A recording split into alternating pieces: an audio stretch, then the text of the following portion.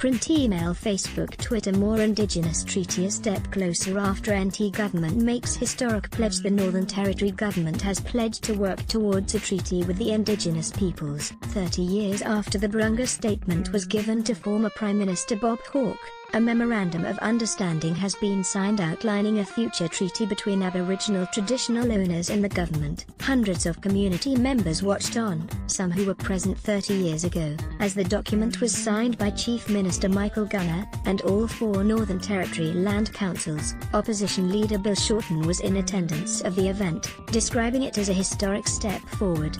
Too many words of the Burunga Statement 30 years ago have not become reality, he said. It is true and sad that some of those that celebrated that day have passed on.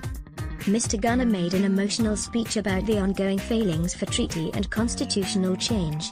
The minister spoke about collaboration on what the treaty will look like, suggesting the likelihood of more than one treaty with the Indigenous peoples of the Northern Territory. Promises should be kept. Chairperson of the Anandalika Land Council Tony Waramelbu encompassed the feelings of the Aboriginal and Torres Strait Islander community on this bittersweet day, finishing his address with these words: "Promises should be kept."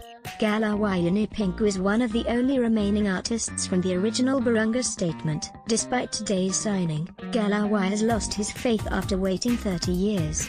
"The word treaty means nothing. I don't know what I'm going to get out of treaty. I'm still not gonna get a treaty today, just talking about treaty," he said. "And tomorrow, there won't be an answer," he said.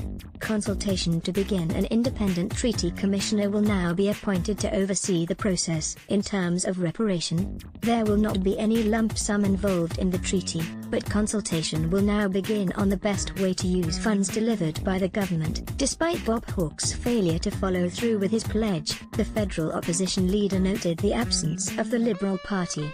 "So many of the federal Labour Party are here today, because we think it's important," he said. Mr. Shorten reinforced his support for the Uluru Statement from the heart, pledging to follow through with the proposal made by the Referendum Council.